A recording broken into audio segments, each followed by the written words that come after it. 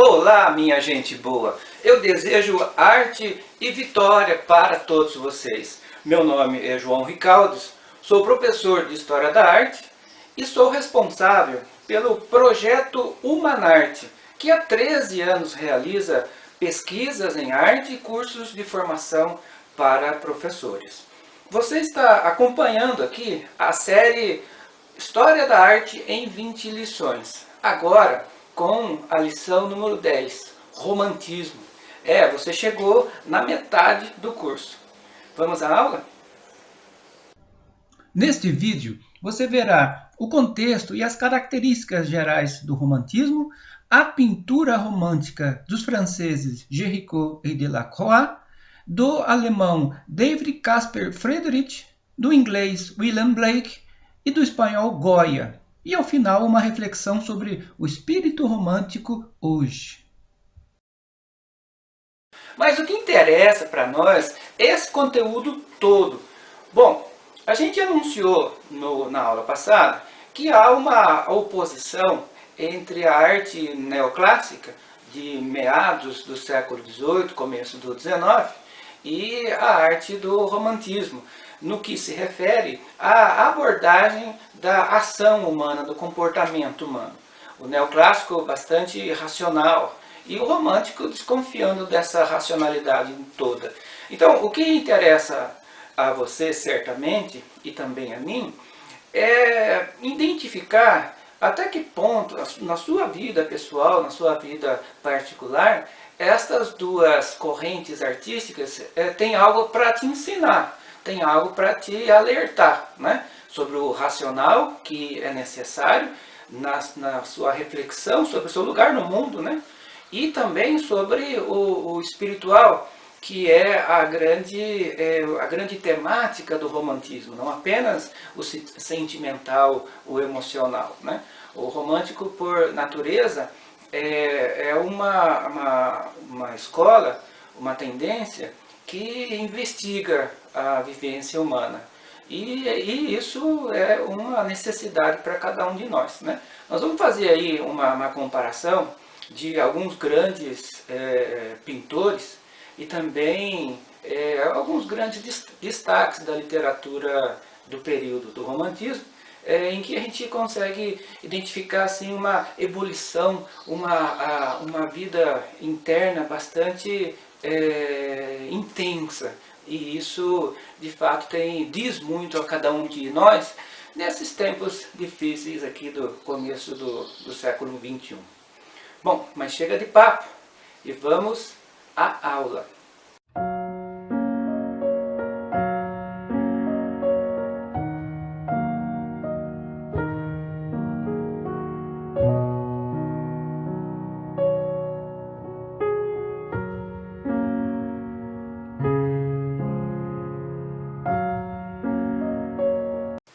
Bom, o romantismo nasceu no finalzinho do século XVIII na Alemanha.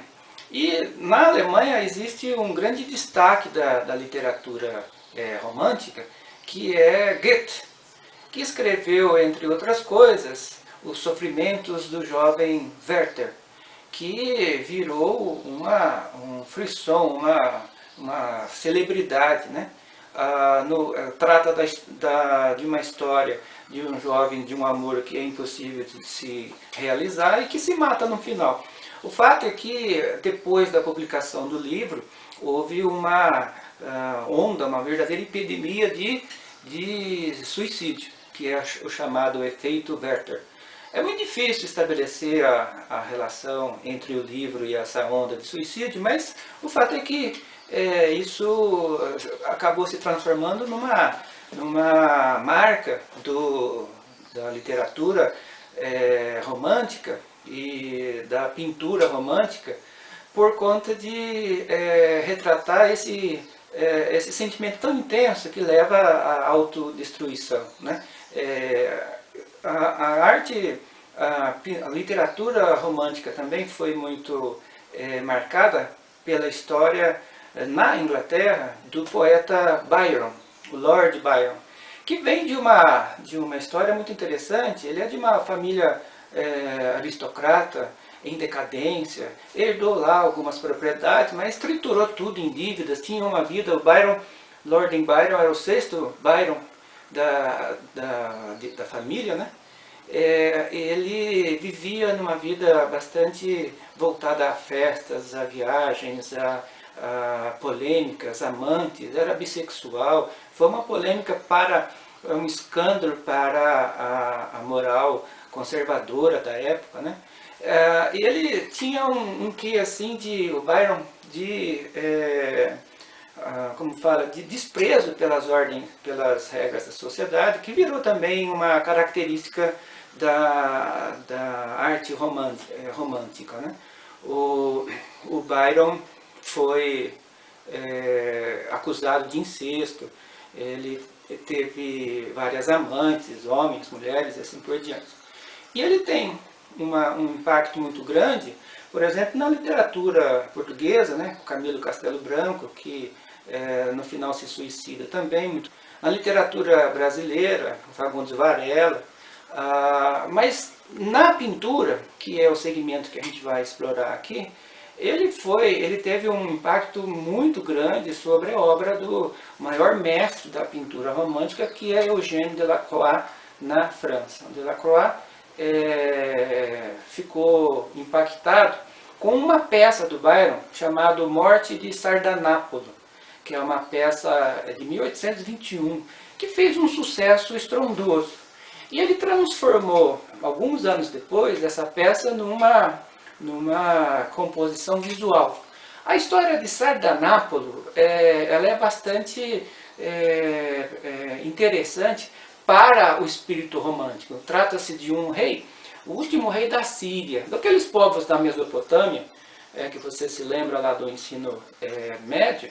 Havia a Babilônia no centro, né, do que hoje é o Iraque, e nas montanhas do norte, lá próximo à Turquia, havia a cidade de Assur.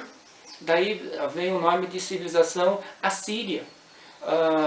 E a civilização que tem um dos mais famosos, Assurbaníbal.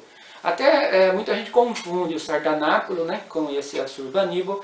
O fato é que a história, cheia de ingredientes exóticos, bem caros ao gosto romântico, entremeada de mitos, né? Mas ela é funcional, né? Funciona para essa escola. Trata-se de um rei que expandiu o seu território, cheio de inimigos, os persas poderosos estão ali próximos, né? E acaba que no final da sua vida, ele se vê num cerco da sua cidade e não tinha mais saída, a cidade está pegando fogo, né? E então ele resolve não se entregar e se reúne lá no seu quarto, no seu palácio, ele com as suas concubinas, várias amantes, né? Com seus escravos, os seus animais, seus cavalos, e mandou matar todo mundo enquanto ele ficava assistindo matar essas pessoas, esses animais pelos escravos.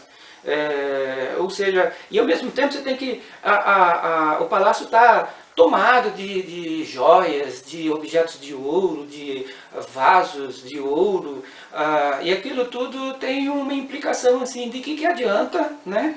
Todo esse luxo, toda essa sensualidade, essa sexualidade, esse poder, essa riqueza toda, se você acaba um dia perdendo tudo. Esse é um tema romântico no sentido de desprezar aquilo que a sociedade do século XIX mais acalenta, né? Que é vencer na vida, acumular bens e tudo mais, e ele faz um contraponto, o Byron, né? Com essa peça que foi um sucesso muito grande. O Byron virou um sinônimo, né, de um herói sem moralidade, né? Aliás, dizem até que trata-se da primeira referência no mundo da arte, né, aos efeitos positivos, como um elogio, né, da maconha, o Byron. E virou um modelo, né, que até um autor chama Hauser, não sei se eu tenho o livro aqui, que escreveu história social da arte e da literatura, e ele tem lá assim a sua que é muito difícil, mas é a sua pretensão de tirar grandes tendências da história da humanidade a partir da arte, né? Mas outra aparecem umas coisas interessantes. E ele fala que o Byron criou esse herói que é uma derivação do Dom Quixote, né, o Cavaleiro Errante, que está sempre em desconexão, em desarticulação com as ideias da sociedade, e que se transforma, segundo Hauser, esse historiador da arte, num modelo para Hollywood, para o cinema, né? O fora da lei, aquela pessoa rude, mas que é bondosa com os pobres, não tem medo da polícia, não tem medo do exército. Um dia vão pegar ele, mas ele vive aquela vida breve de uma forma intensa, sedutor, tem um caráter bastante, como fala, atraente, né? Quer dizer, tem aquele magnetismo nas pessoas, as mulheres, então fica encantada com esse tipo byroniano. Enfim, essa história de Sardanapalo vai ter aí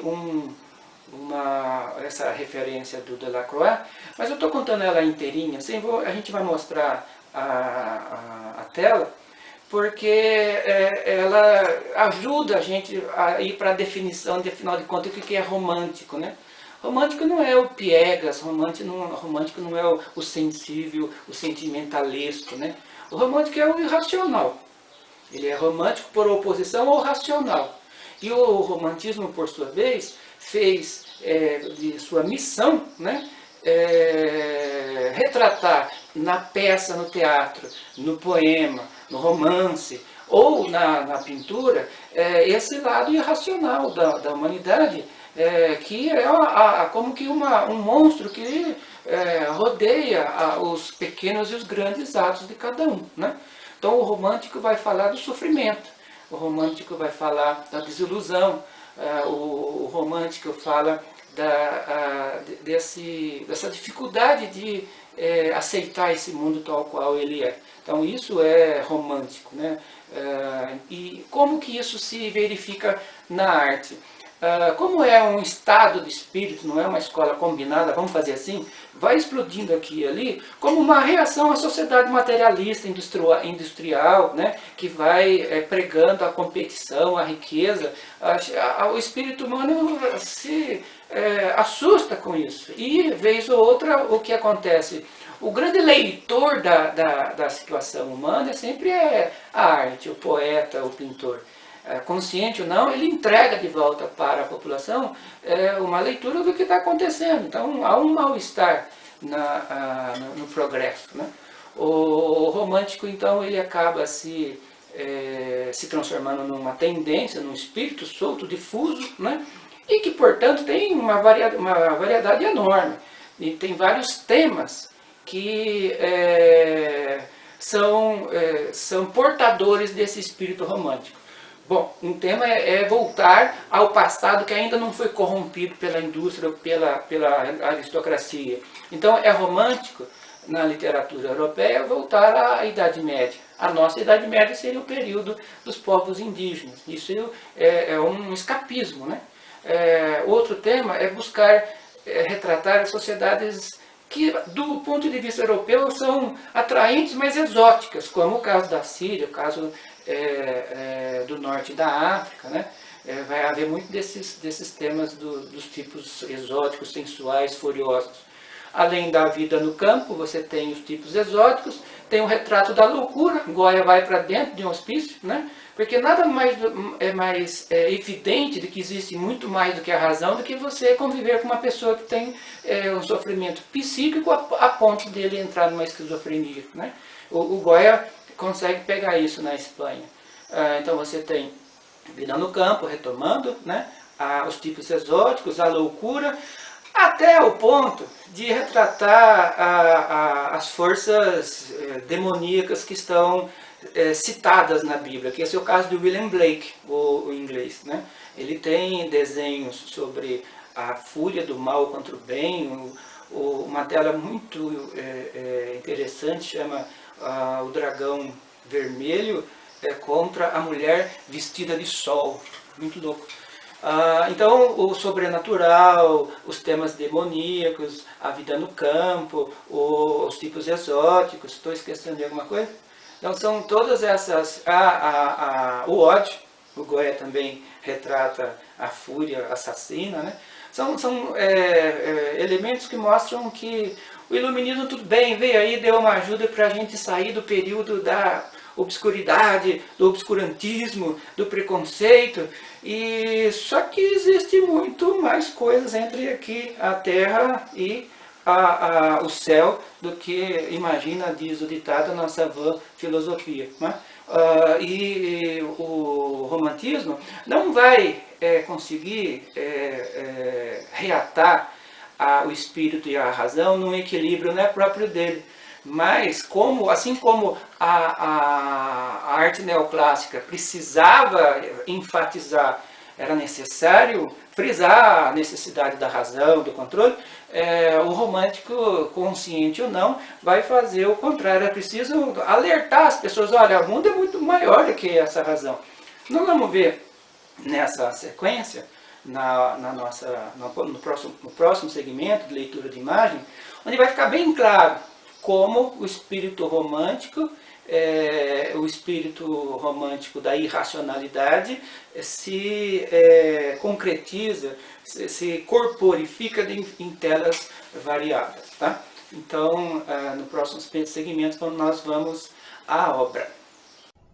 A Destruição de Pompeia e Herculano, de 1822, do pintor inglês John Martin. Esta tela da Tate Gallery de Londres esteve no Banco do Brasil em São Paulo. Eu tive a felicidade de vê-la. É impressionante. Aqui tem um tema muito caro, muito importante para o romantismo. A fúria da natureza indiferente ao sentimento humano, à existência da humanidade. Você vê lá ao fundo o Monte Vesúvio em erupção, jogando uma camada tão grossa de nuvem vulcânica que transforma o céu numa escuridão, numa espécie de caverna. Em primeiro plano, numa faixa bem estreita, os sobreviventes das cidades reúnem os seus pertences, porque eram cidades habitadas por pessoas ricas de Roma. E aqui você tem a mensagem da futilidade da vida, da fragilidade, diante de uma natureza indiferente à riqueza, às regras da sociedade humana. Bonito, né? A Balsa da Medusa, de 1819, do pintor francês Théodore Géricault, é um dos marcos do romantismo e uma das obras mais conhecidas dos visitantes do Louvre. A obra foi feita a partir de depoimentos dos sobreviventes de um naufrágio da fragata militar chamada Medusa, que estava saindo da França em 1816 em direção ao Senegal para tomar posse na colonização daquela parte da África. Os sobreviventes relataram todo tipo de sofrimento, de canibalismo, morte, abandono de corpos, e isso tudo trouxe à tona para o romantismo a ideia da nossa fragilidade diante da natureza, diante do acaso.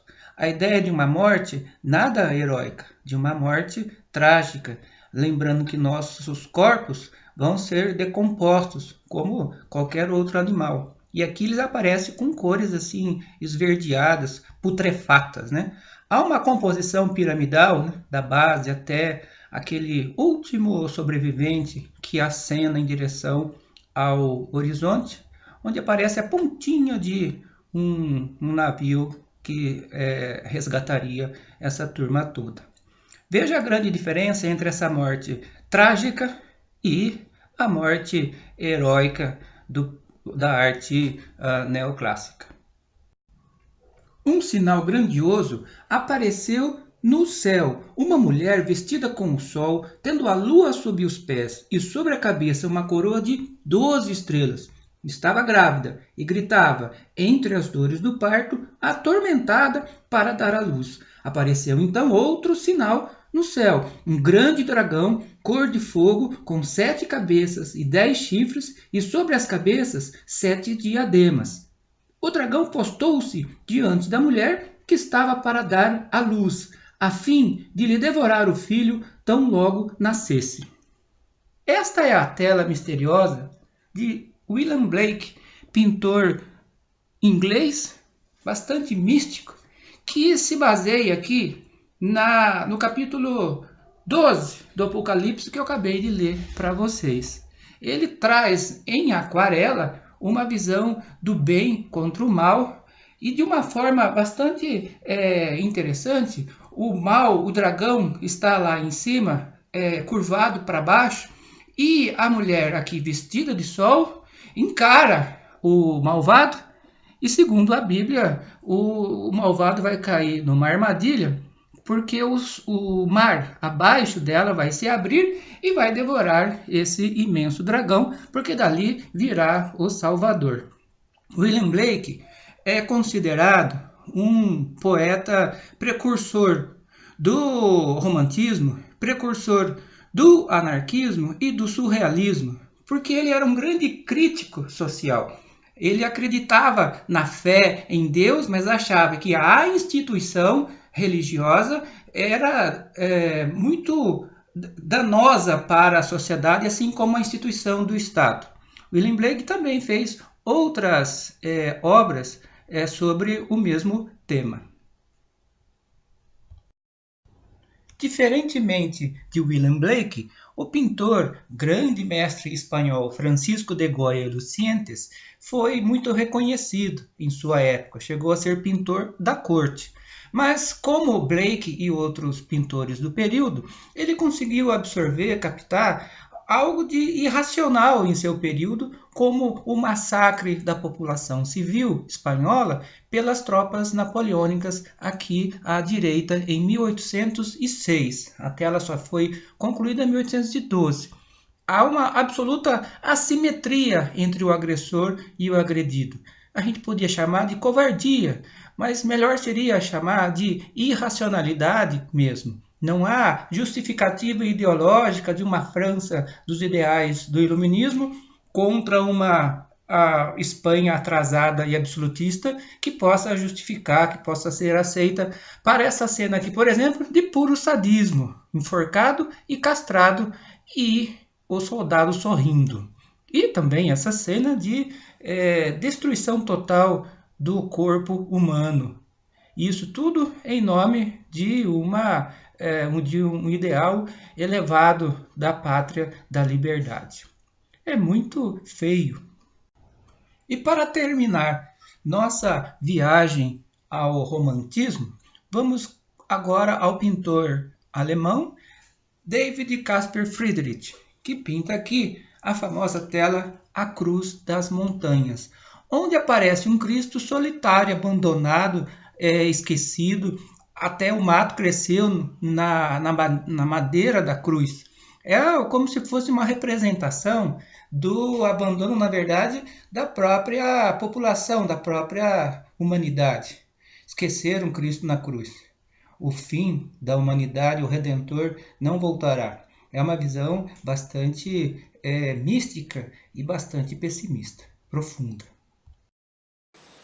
Gente, a aula acabou. Agora a gente vai para aquele segmento final do papo no boteco, o papo no restaurante, onde as coisas vão se sedimentar, vai acontecer aquele metabolismo, né? A gente tem dois momentos onde a educação se consolida, né? Depois que você dorme e depois de um papo tranquilo, como assim, descontraído com os colegas, né? Se no dia seguinte aquele tema voltar na sua cabeça voluntariamente, né? Voluntariamente no sentido de que é vontade do inconsciente, é porque alguma coisa pegou, né? Então, se der essa vontade de voltar ao assunto, eu queria indicar aqui algumas soluções de continuidade, né? Por exemplo, o Delacroix, ele é um pintor sobre o qual eu fiz 4 postagens em 2016, por ocasião de uma exposição em Londres, sobre ele.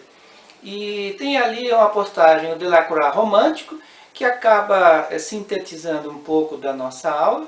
O Delacroix moderno, mostrando como ele é precursor, se é que é um termo difícil, né, de usar, do modernismo. O Delacroix perverso, porque se você reparar naquela história de Sardanápolo, tem algo a mais ali que é picante e que a gente precisa comentar. E tem o Delacroix, o mito. Em relação ao William Blake, tem também uma outra postagem no blog .manarte.net, onde a gente aborda esse texto com mais extensão sobre o Apocalipse capítulo 12. Né? E tem também uma outra indicação que é assim, a reflexão final. Né? O que fica